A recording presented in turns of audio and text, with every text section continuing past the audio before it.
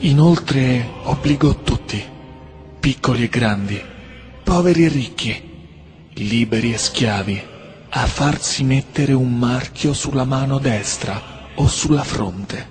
Nessuno poteva comprare o vendere se non portava il marchio, cioè il nome della bestia o il numero che corrisponde al suo nome.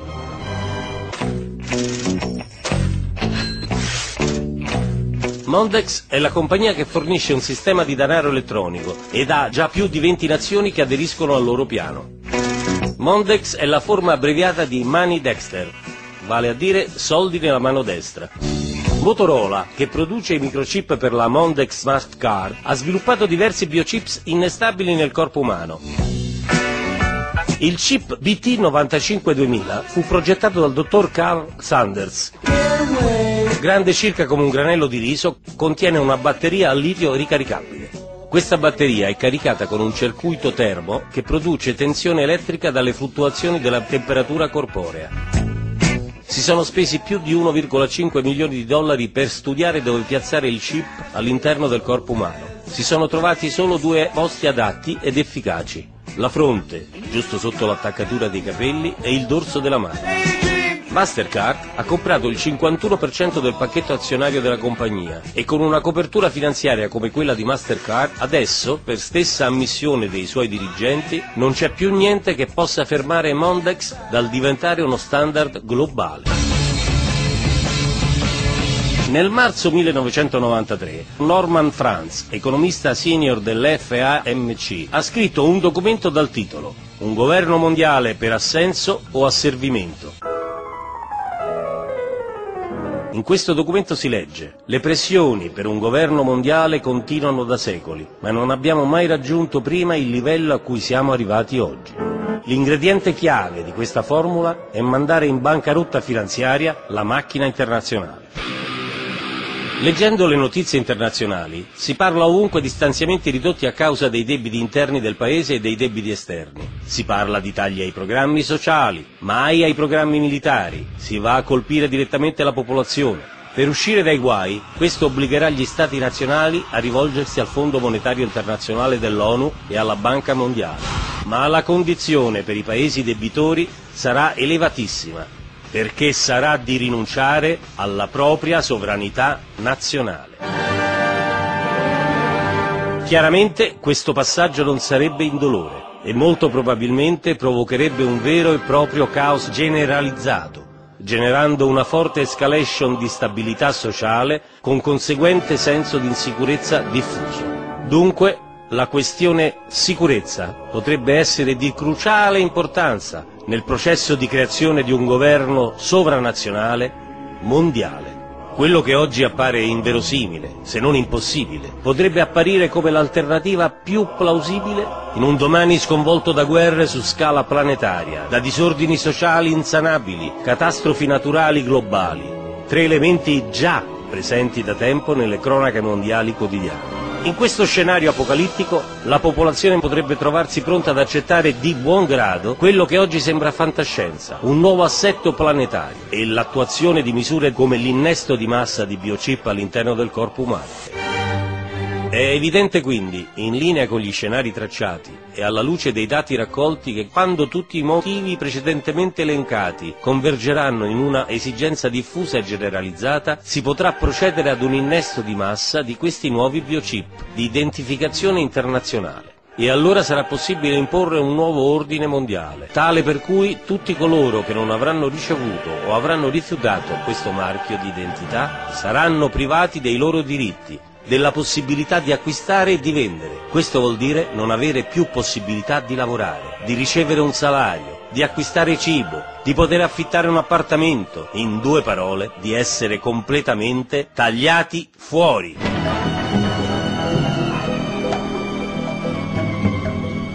Quindi, riassumendo ulteriormente, scopriamo che la tecnologia per adempiere questo asservimento globale già esiste. Esisterebbe anche una precisa volontà politico-economica per attuarlo. Al momento mancano le condizioni esterne, oltre a un'ampia base di consenso dal basso. Ma a quanto pare c'è chi sta lavorando anche a questo. E, ciliegina sulla torta, una profezia biblica sembra confermare il tutto. Certo, ci sono cose a cui obiettivamente si fa gran fatica a dar credito. Collegamenti che paiono così arbitrari da aprire scenari fin troppo inquietanti. Ma la nostra domanda è questa: se fosse veramente la direzione che stiamo prendendo, per cosa ci affanniamo ogni giorno? Forse per la nostra felicità? Per le persone a cui teniamo? Per l'approvazione di chi ci osserva?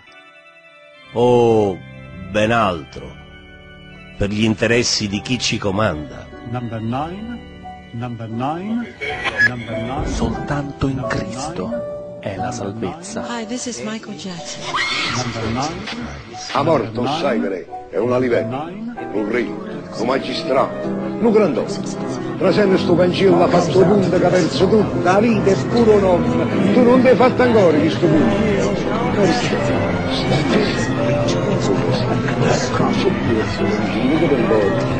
Sti pagliacciati fanno solo i vivi, lui c'è una serie. Imagine all the people living for today.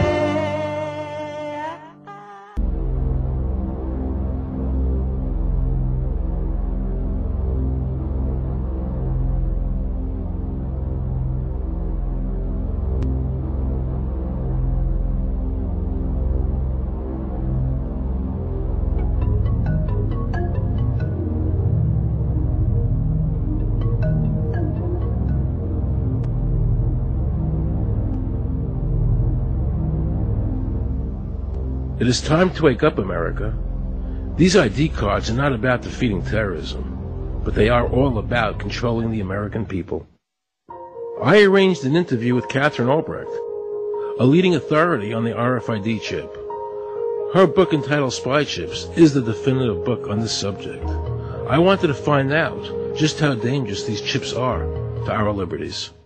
RFID is a technology that uses tiny computer chips the size of a grain of sand or even smaller, hooked up to miniature antennas to transmit information about items at a distance. Back in 1999, Procter & Gamble, Gillette, and MIT got together to find a way to commercialize this technology and make it small enough, make it efficient enough, and make it low cost enough to, essentially, their dream is to put one of these tiny computer chips on every physical item manufactured on planet Earth. The latest technology for identifying people at the point of sale, for identifying people when they make purchases, is actually the implantable chip that you can actually embed directly into human flesh. It's a tiny glass capsule about the size of a grain of rice. It contains an RFID computer chip with a coiled antenna, and it can transmit information also at a distance.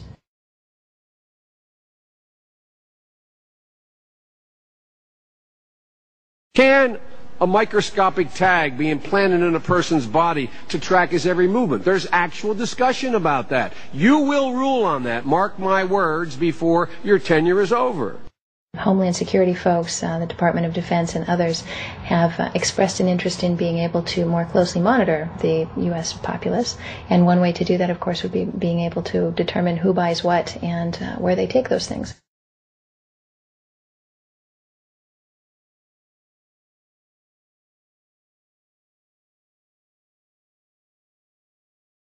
Radio waves can travel through walls, they can travel through wood, they can travel through the things we normally rely on to protect our privacy.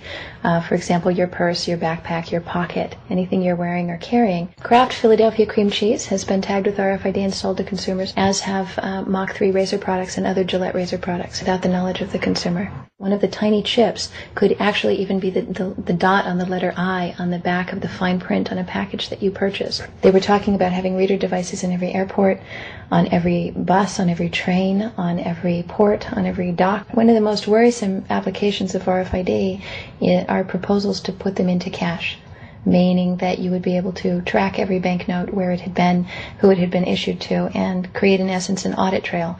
that would essentially take away the anonymity of cash that we now enjoy today. The ATM machine itself, as the money came through the roller device, would be reading each number, and they would know who you are because, of course, you identify yourself at the bank before you take money out. And down the road, when you go to pay at a major retailer, it would also be possible for them, as they're putting the money into the cash drawer, to simply feed it through a little reader device. It would go in, it would tag that number and transfer possession from Aaron Russo, say, to Walmart. Once everything you do is tied down to a single number and there is no longer the ability to pay with cash, then all it takes to render you a non-citizen is to simply turn that chip off. You will no longer be able to really participate in any function in society, including buy food. So through the implementation of the Federal Reserve System, the American citizen has gone from being a private individual who had real money, gold, in his possession that was private, to a citizen who has no privacy because all money is now being digitized. They can deduct whatever amount of money they want out of your digits whenever they want. They can trace you whenever they want. You'll be at their mercy.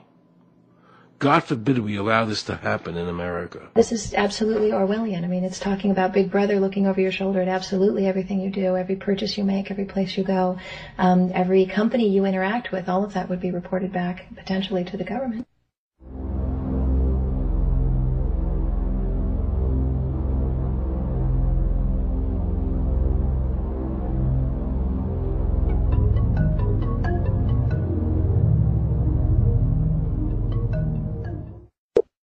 Have we become so controlled and so ignorant about our rights that big institutions and big government can do whatever they want with us, even without our approval? I knew for certain the Founding Fathers would resist to the death what is happening in America today, and I, for one, will not accept a national ID card. And if nobody accepts a national ID card, and nobody can board a plane without one, then let the airlines go bankrupt. And if you can't open a bank account in a big money center bank, then open an account in a small local bank. And if we can't walk into a federal building, I personally would consider that a blessing. Don't allow these institutions to dictate to us how we conduct our lives. This is America, and we have free choice. We the people have all the power, not the government. Government gets its power from us, not the other way around. Think of all the men and women who died in all our wars, fighting for freedom, not Federal Reserve bankers. Do you think they sacrificed their lives so that Americans can be chipped like a dog? So we could all have a homing device inside us? No. This ID card is the last step before they implant us. And that's precisely the reason nobody should accept one. And you know what they're going to do? They're going to call in the propaganda machine, the media, and try and sell this as if it were in everybody's best interest. We're working on a product that we have called internally a PLD. PLD stands for Personal Locating Device, which is an implantable GPS for which our company owns a patent. The hybrid of the two of these products, being Digital Angel and Verichip, is what we call PLD. PLD should be in prototype form by the end of this year, by December of 2002, and we are already working with the Food and Drug Administration as well as legislative agencies with these products and ultimately with the PLD.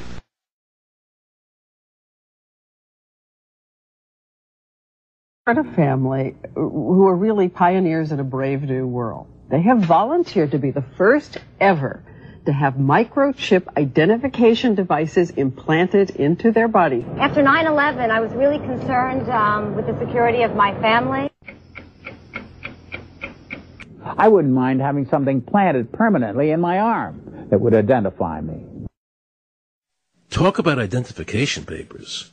Watch what happens to a woman in Florida whose license was suspended. Get out of the car or I'm going to tase you. The next street off the sequence.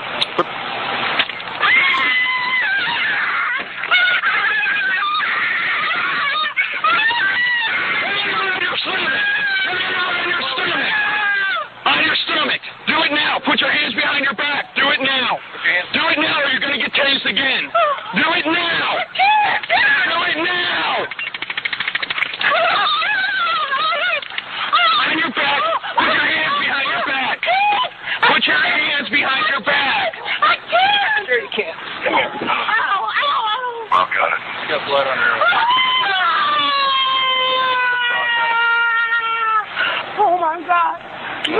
tased me and you handcuffed me? Yep, you're under arrest. For what reason? Your license is suspended.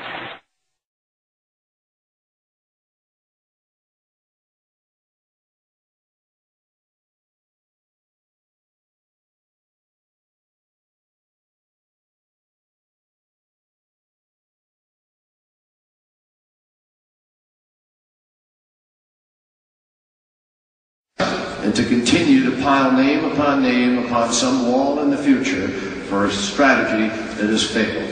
That's the distinction. Sir. I first and foremost want to thank you for your time. You spent a lot of time talking to those here today. I want to thank you for coming and being open and honest. You recommended a book to us earlier. I wanted to recommend a book to you. It's called Art Madhouse by Greg Palat. I haven't actually. Yeah, he's the top investigative journalist in America. I've already read it. And he says you won the 2004 election. Right. Isn't that amazing? Isn't that amazing? You won in 2004. In fact, there were multiple reports on the day of the election of disenfranchisement of black voters in Florida and Ohio. I'll ask my question. Thank you very much. I'll ask my question. I'm going to preface it. He's been talking for 2 hours. I think I can have 2 minutes. Thank you very much. All right, I'm going to ask you my question. I'm going to inform people, and then I'm going to ask you my question. So there are multiple reports of disenfranchisement of black voters on the day of the election in 2004. Right. There was also voting machines, electronic voting machines in Volusia County, Florida, that counted backwards. So amidst all these reports of phony stuff going on, how could you concede the election on the day? How could you concede the 2004 election on the day? When in this book it says there were 5 million votes that were suppressed and you won the election. Didn't you want to be president? I'm not even done yet. I have 2 more questions. If you were so against Iran, how come you're not saying, let's impeach Bush now? Impeach Bush now before we can invade Iran. Why don't we impeach him? Impeach Bush. Clinton was impeached for what? A blowjob? Why don't we impeach Bush? All right? Also, were you a member of Skull and Bones from college with Bush? Were you in the same secret society as Bush? Were you in Skull and Bones? Thank you for cutting my mic. Thank you. Are you going to arrest me? Excuse me. Excuse me. What are you arresting me for? Whoa. Is anybody watching this? I'm not doing this. I want you to see it. Get off! What the fuck are you doing? Get off! Hey! What are you doing? What are you doing? What is going on? What is going on? I want to stand and listen to the answer to my question. Why are you arresting me for asking? Help! Are you kidding? They're arresting me! Help!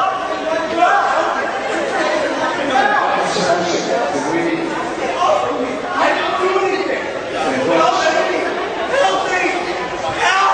They're arresting me! He's got a taser on his chest. I mean, this really is ridiculous.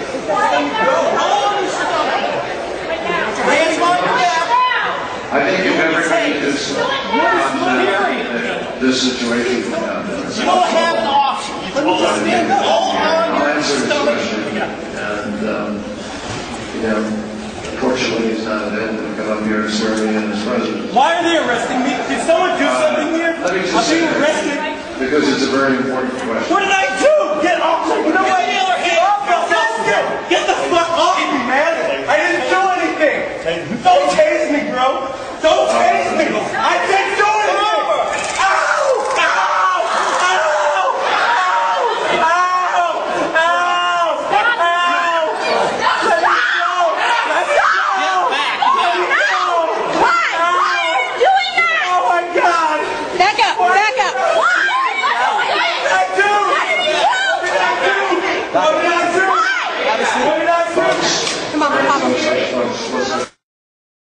All the power is in the people. And to the extent that government becomes alienated from the people, does things that people don't want, power is transferred until you finally come to a police state, totalitarian state, whatever word you want to give it, where the desires of the people really have no consequence. They go out and they vote. Doesn't make any difference which candidate they elect. Now we can see a new world coming into view. A world in which there is the very real prospect of a new world order. The New World Order will be built. An end run on national sovereignty, eroding it piece by piece, will accomplish much more than the old-fashioned frontal assault. Council on Foreign Relations. We shall have world government, whether or not we like it. The only question is whether world government will be achieved by conquest or consent. Paul Warburg, Council on Foreign Relations, and architect of the Federal Reserve System.